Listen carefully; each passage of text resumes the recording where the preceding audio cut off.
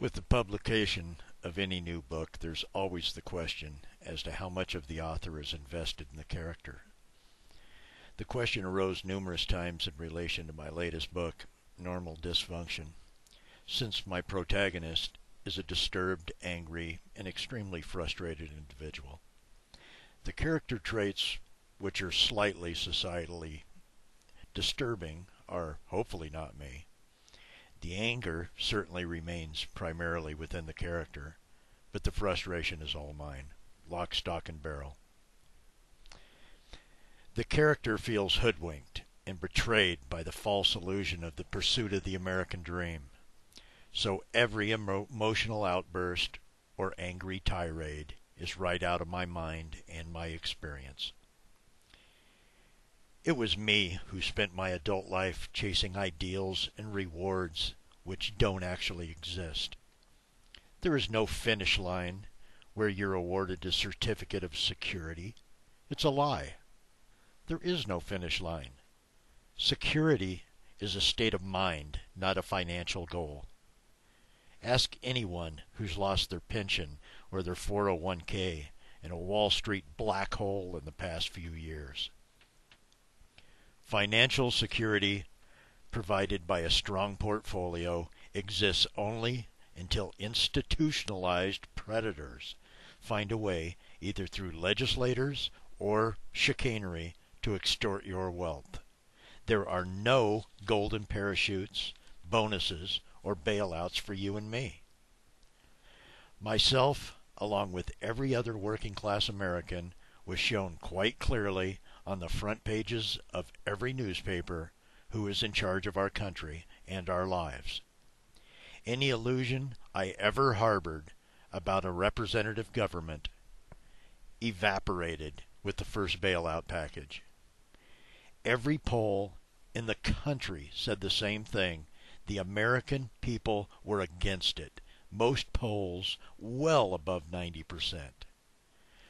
Our local congressman, Rick Larson, said the calls to his office were 50-50. Half saying no, half saying hell no. The vote in Washington, D.C. was nearly unanimous in favor of the bailout. That is the act of a ruler, not a representative. Adding insult to injury, the bailout included $150 billion with a B dollars to congressmen and senators for their vote, a fact that which quickly fell out of the public discourse in all major media. These people do not work for us. That is my frustration. That's the system I supported all my life. I was duped. Not only did I give my blind allegiance, but my mind was co-opted as well. I always thought I was doing the right thing. I did it exactly like I was taught. I had a mortgage for my house on the hill, 2.2 kids, 2.3 cars, even an occasional vacation. You can't be any more average and mainstream without being invisible. The final kernel of truth, which finished my awakening, was just my basic desire to understand the economics as it's practiced in our country. So I read everything I could. I read Adam Smith, Milton Friedman, Hayek, Keynes, Phillips. I read them all. I came to understand that regardless of the economic theory being employed in any country or in any political society, my contribution was always the same. My labor. That's it. My labor was my part of the machine of civilization, nothing more. Sure, I was indoctrinated to be a consumer, but that was only so the institutions of civilization could recapture my paltry, phony paper representations of wealth, so it could be transferred always upward.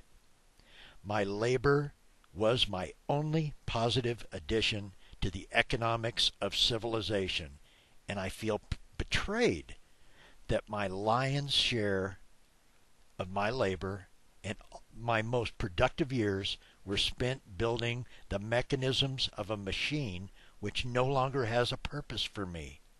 I'm a dupe. I'm a fool. Like the character in my book, after decades of indoctrination and lies, am I even capable of reclaiming my time? Can I reignite my lost imagination? Am I qualified to define my own happiness? Has this battle already been lost? I have arrived at the same inescapable conclusion as my storybook character. I don't have a damn clue.